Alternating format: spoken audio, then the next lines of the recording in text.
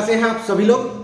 तो दोस्तों, प्रेम और कृतज्ञता दो ऐसी भाषाएं हैं जिन्हें हर कोई जानता है। चाहे कोई जीवित हो, कोई मृत व्यक्ति हो, कोई पशु पक्षी हो, कोई जीव जंतु हो, हर कोई इन दो भाषाओं को जानता है।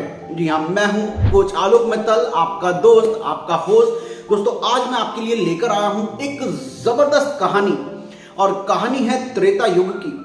कहानी है उस समय की जिस समय राम सेतु बन रहा है। जी हाँ, राम सेतु बनाया गया है दोस्तों, भारत से लेकर और श्रीलंका तक।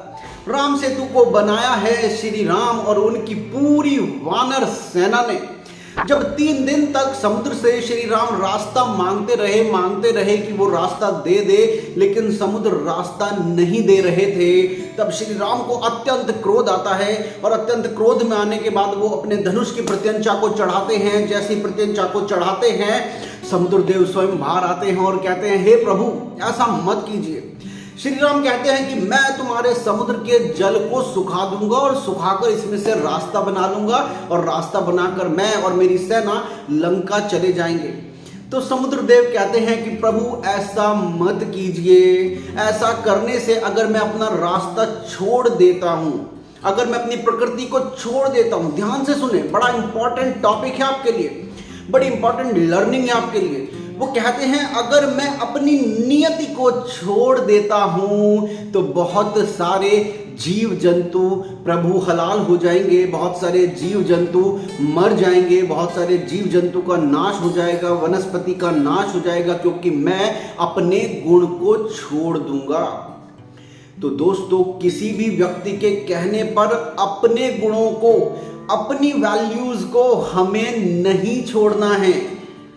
तो प्रभु कहते हैं कि अब इसका क्या उपाय है, क्योंकि मेरा बाण तो चढ़ चुका है, इसको मैं कैसे ठीक करूं, अब इसको मैं कैसे सही करूं, इसका अब मैं क्या करूं। तो समुद्र कहते हैं कि हे प्रभु, वहां दूसरी तरफ एक पर्वत है, वहां बहुत सारे राक्षस रहते हैं, इस बाण को तो आप उस तरफ छोड़ दीजिए ताकि बहुत सारे राक्षसों का नाश हो जाए। और जहां तक आपके आने का, जाने का सवाल है, लंका पहुंचने का सवाल है, तो प्रभु, आपके नाम में इतनी ताकत है, आपकी सेना में नल और नील नाम के 2 ऐसे वानर हैं जिनके पास वो ताकत है कि वो समुद्र के ऊपर पुल बना सकते हैं।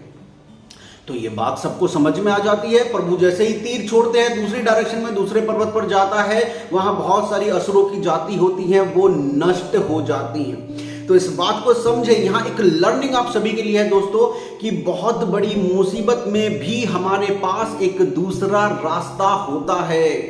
आपके जीवन में जो कुछ भी हो रहा है वो किसी ना किसी मतलब से हो रहा है। वो बाण समुद्र देव के लिए नहीं, वो बाण उन्हीं असुरों के लिए प्रभु श्री राम की प्रत्यंचा पर चढ़े थे। इतना सुनने के बाद जब लोगों को पता चल जाता है, वानर सेना को यह पता चल जाता है कि भाई अब हम समुद्र पर पुल बना सकते हैं। तो जैसे ही वो पुल बनाना शुरू करते हैं, हनुमान जी राम नाम लिख के जब पत्थर को तिरा देते हैं तो पत्थर भी पानी के ऊपर तैर जाता है। जैसे पत्थरों के ऊपर श्री हनुमान जी राम लिखते हैं और उसको छोड़ते हैं पानी के ऊपर, वो पत्थर भी तैर जाता है। तो दोस्तों, जैसे ही पत्थर तैरता है, सारी वानर सेना एकदम उत्तेजित हो जाती है, हर्षोल्लास में आ जाती है, और सारी वानर सेना राम सेतु को बनाने के काम में लग जाती है।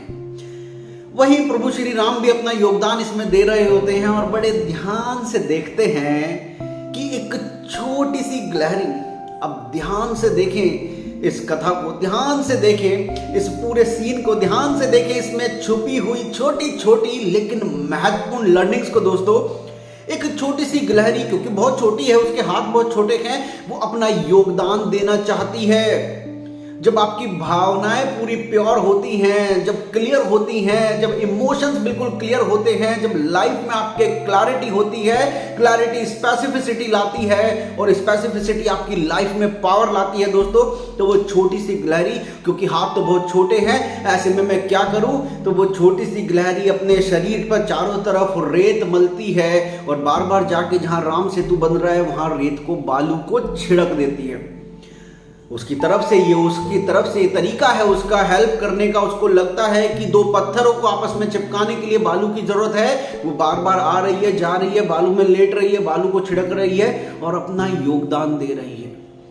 तो पहली लर्निंग यहां पर ये समझे दोस्तों कि आपका योगदान देखने में आपको छोटा लग सकता है, कोई काम देखने में आपको छोटा लग सकता है, लेकिन अगर उसके पीछे इमोशंस प्योर हैं, उसके पीछे इंटेंशन प्योर है, तो दोस्तों कोई भी काम छोटा नहीं होता।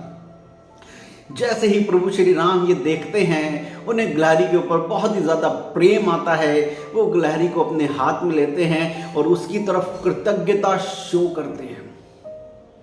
बड़ा ही मार्मिक दृश्य है, ध्यान से सोचे। इस पूरे जगत का स्वामी एक छोटी सी गिलहरी के प्रति कृतज्ञता व्यक्त कर रहा है, ग्रैटिट्यूड शो कर रहा है। तो ग्रैटिट्यूड आप भी अपनी लाइफ में किसी के प्रति भी शो कर सकते हैं दोस्तों। ग्रैटिट्यूड मतलब कृतज्ञ होना, धन्यवाद देना, लोगों को उनकी सर्विसेज के लिए धन्यवाद देना। तो प्रभु श्री राम उस छोटी सी गिलहरी को कृतज्ञ होते हैं, धन्यवाद देते हैं, कहते हैं कि तुम्हारा ये अद्भुत और अदम्य साहस है, ये तुम्हारी जो भावनाएं हैं ये मेरे दिल तक पहुंच गई हैं। और लोगों और दोस्तों, उस समय तक गिलहरी के जो शरीर पर आप निशान देखते हैं, निशान नहीं हुआ करते थे, प्लेन हुआ करता था गिलहरी का शरीर ऊपर से। तो प्रभु श्री राम प्यार से 3 उंगलियां उस गिलहरी के ऊपर फहराते हैं और उस गिलहरी के ऊपर यह निशान बन जाता है। और प्रभु श्री राम कहते हैं कि जब तक इस दुनिया में ये गिलहरी रहेगी या गिलहरी की पूरी प्रजातियां रहेंगी, तब तक ये निशान जो गिलहरी के ऊपर बने हैं उनको इस अद्भुत प्रेम, अद्भुत अदम्य साहस की याद दिलाएंगे, उनके योगदान की याद दिलाएंगे कि कोई भी योगदान छोटा नहीं होता, कोई भी व्यक्ति छोटा नहीं होता, हर व्यक्ति आपकी लाइफ में इंपॉर्टेंट है। तो बहुत सारी सीख ये छोटी सी कहानी आज हमको देके जाती है। गया है कमेंट बॉक्स में टाइप करके जरूर बताएं ये वीडियो आपको कैसी लगी और इस कहानी से आपने क्या सीखा और इसे सीखने के बाद आपके जीवन में क्या बदलाव आने शुरू हुए। मैं हूं आपका दोस्त, आपका होस्ट आलोक मित्तल। ऐसी ही ढेरों कहानियां लेकर आपके सामने फिर आता रहूंगा। मुझे टाइप करके चैट बॉक्स में जरूर बताएं और किस टॉपिक पे आप वीडियो चाहते हैं। तो दोस्तों, मैं हूं आपका दोस्त, आपका होस्ट। नीचे लिंक आपको दिए गए हैं। चैनल को अगर अभी तक आपने सब्सक्राइब नहीं किया है तो सब्सक्राइब कर लीजिए। हम बहुत जल्दी मिलेंगे एक नई वीडियो में। ये